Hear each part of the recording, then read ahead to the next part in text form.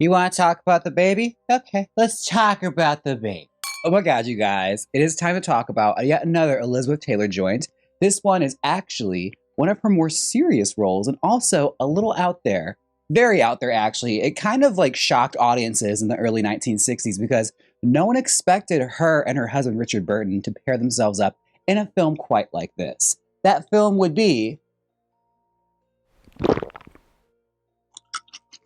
Who's Afraid of Virginia Woolf? Who's Afraid of Virginia Woolf? Who's Afraid of Virginia Woolf was an outrageously successful play on Broadway, written by the brilliant Edward Albey. Now, Edward Albey is a gay playwright, and he was known for writing very out there, very poignant, and also just very, very, like, brutal plays. And this one was one of the very first to really get a lot of success, to where everyone in Hollywood was like flocking to New York to see this thing, because no one had seen something quite like this. It was daring, it was subversive, it had some very questionable language, and it shocked audiences with its brutal portrayal of a dissolving marriage. And who better to portray this than Richard Burton and Elizabeth Taylor? Oh, you make me puke. What? You make me puke. Now, it was not easy to get this done because Edward Albey and Hollywood were going to make a film of this eventually.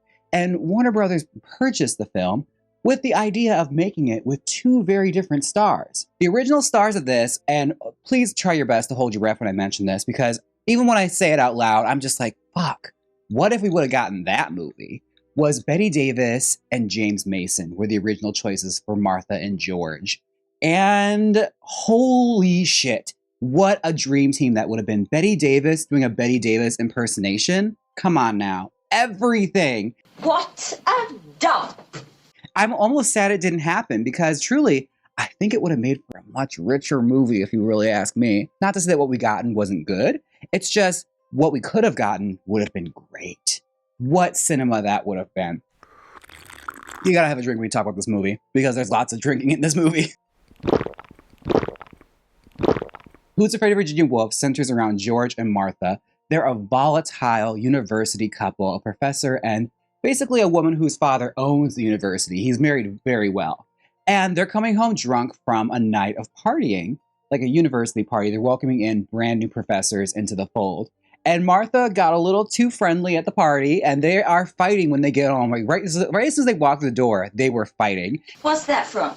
I have the faintest idea. Dumb girl.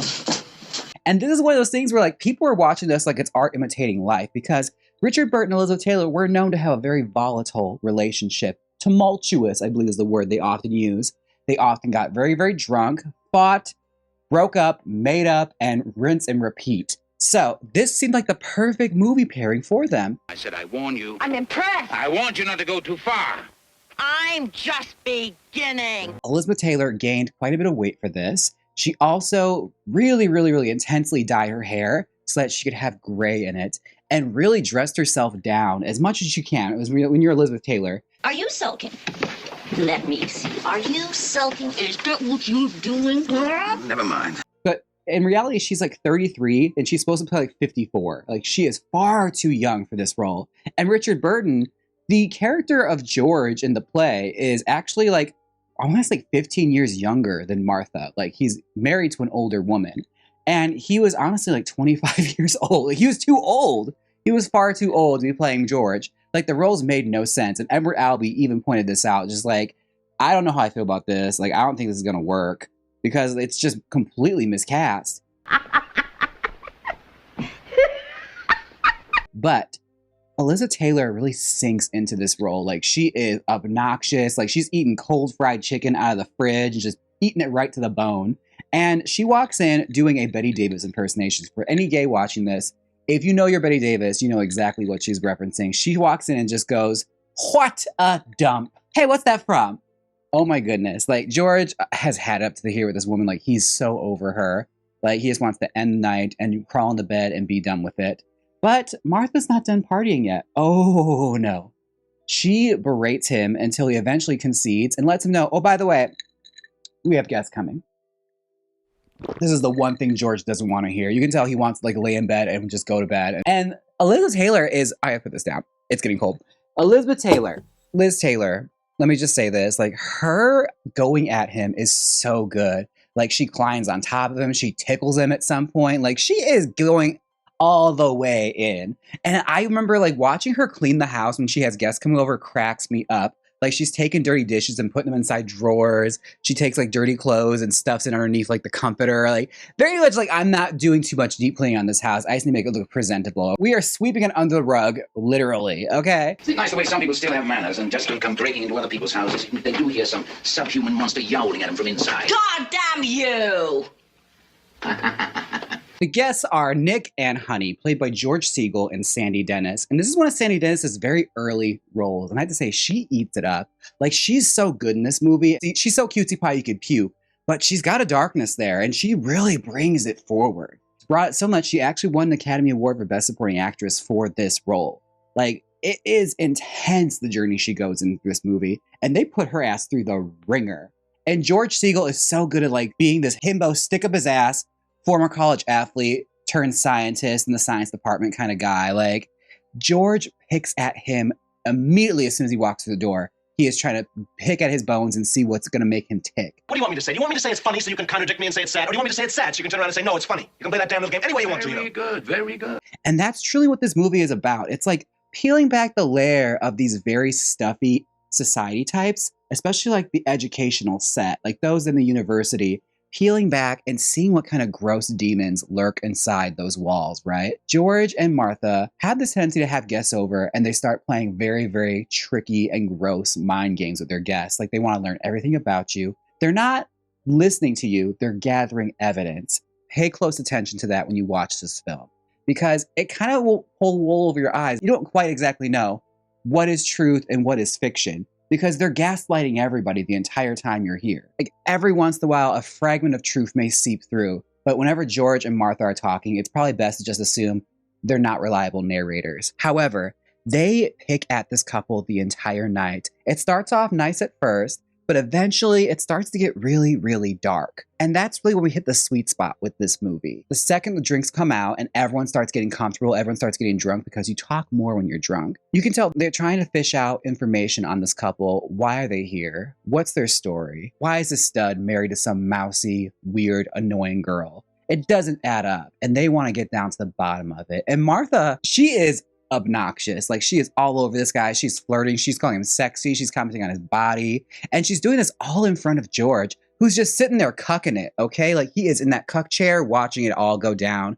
And you can tell like he's got like this level of unbotheredness to him where it just seems like this must be routine. Like this happens all the time and he just has to either be grinning and bearing it or maybe he's secretly into it. You never really know. Wouldn't you have it? You never know when it's going to come in handy. Martha, your obscenity is beyond human. George here doesn't cotton too much to body talk. Paunchy here isn't too happy when the conversation moves to muscle. And Honey, unfortunately, is so oblivious to all of it. You can tell like maybe she's noticing something, but she's just choosing not to acknowledge it. Like she'd rather just be polite and not make a scene and let this woman be all over her husband. Now, I feel like a lot of people who watch this tend to harp on a lot on Martha and kind of ignore the fact that George is kind of a total fucking prig and monster. Like he's a gigantic monster too. Like they're both awful. And this marriage is like dissolving. And it's very, very interesting to think about, like, is it dissolving? Because on the outside, it may look like that. But on the inside, maybe this is what's keeping it together. Maybe this like odd, disgusting game they play with people is their thing. And it's what keeps them happy and it's what keeps this thing going. Because after that, what else is there? You see, George didn't have much push. He wasn't particularly aggressive. In fact, he was sort of a flop. A great, big, fat flop. Stop it, Martha. I love this movie. I watched it very, very young when I was a kid. I saw it when I was 16 years old, and I don't think I had quite the grasp of it. A few years later, I actually went and saw a live play version of it.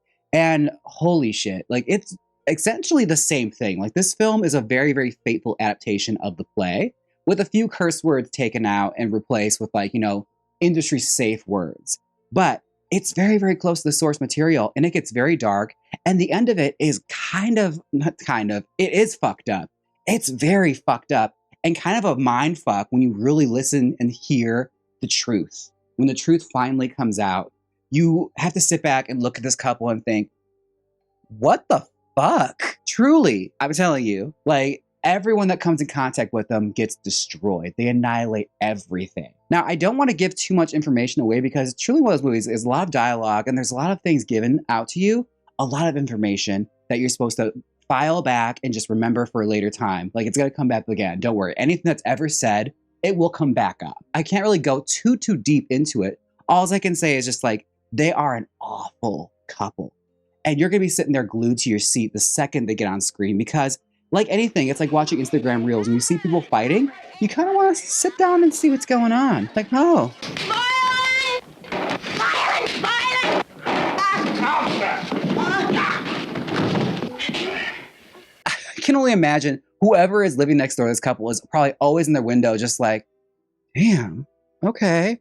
They're sitting there like brushing the grass. Right, okay. Watching nothing on the car. Very that. You would be that neighbor if you lived next door to this couple. That's all I'm saying. This movie was a gigantic success and actually was a tipping point. Like, it moved the needle forward as far as censorship goes in Hollywood. It created what we now know as the rating system because they did something really, really brave. They were told flat out after the movie was made, this movie is too much. You have to, it cannot get rated. We're not going to give you a rating. You either shelve it or you don't put it out at all. And Mike Nichols and Warner Brothers did something brilliant and did something super brave, which makes you wonder, maybe they could have just done this the entire time and no one was ever daring enough to do it. They put it out unrated. They sent it out unrated and the world didn't explode. Nothing ended. And what could the censorship board do? The public was going out to see it and they didn't give a shit that it wasn't sanitized for their viewing. They wanted to see it. They've heard stories about this play. It's the 60s after all. Like, we are growing much more mature and much more interested in daring subversive material. Like, we're sick and tired of having this like sanitized material pushed onto us. We want to see something gripping. And boy, did this one do it. And it's crazy to think that like all the like amazing horror films and thrillers and real mindfuck movies all have this movie to thank and not having it completely sterilized and censored to where they can't do this and they can't do that. Not to say that the rating system we have now isn't completely limiting, but I digress. It at least gave artists a bit more freedom to express themselves and tell more gripping stories. And we have this movie to thank. It pushed the needle forward, and honestly, it kicked down that door and it needed to be kicked open. Now, Edward Albey wasn't necessarily satisfied with this movie. He said it was just fine, like it was adequate, but it did not live up to the source material that he had written. He honestly sounds like he probably would have preferred James Mason and Bette Davis. It would have been a much more gripping film. And also, when you had the GOAT Uta Hagen doing this night after night on stage, I can understand why when he saw Elizabeth Taylor do this, he was not that impressed. And I kind of in the same camp. Like, I've watched it back now, and I think it's very camp. The movie is very camp sometimes. Like, you watch it, it's like, okay. Like, the acting is good. Don't get me wrong. It's very, very good. But just, like, knowing what I know now, it's one of those things where it's like, okay, I can understand why he thought Elizabeth Taylor was far too young because it kind of reads a lot of the time. Like, they tried to underlight her as much as possible. She's still gorgeous 33-year-old Elizabeth Taylor underneath all that makeup. But, you know, it's fine. It's perfectly fine. She has, honestly, one of the best performances. And honestly, the Academy Awards thought so, too, because they rewarded her with the Best Actress Oscar. One that she truly was proud of. Richard Burton got the short end of the stick on this one. Now, he was up for Best Actor, but he did not get it. Richard Burton's one of those famous actors that has always been nominated for stuff, but never won. But not to say his performances aren't good, it's just there was a lot of competition that year. And they decided what was going to get rewarded was Elizabeth Taylor and Sandy Dennis. Like, the girls took home the hardware this year. But I highly suggest this movie. It is messed up. You're going to be gripping your seat because once it starts, it doesn't stop. Get comfortable. Watch it on a night you don't have anything to do. Have some drinks. And just sit back and watch this couple tear into each other. You're going to be seated, okay? Get into it. It is a classic for a reason. And you can thank me later. If you saw this movie, let me know what you thought about it. If you saw it in theaters, holy crap, what did y'all talk about after it? Like, how did you feel? Like, I gotta know, because watching Elizabeth Taylor in the movies we had seen where she's ultra glamorous, seeing her really tone it down and do this had to be a mindfuck. Let me know down below. I'm really interested to see what the comment section is like on this one. And I'll see you all in the next one, okay? Bye! Martha, decency forbids. Shut up. Well, it's over now. Click my next YouTube video. Like, comment, and subscribe.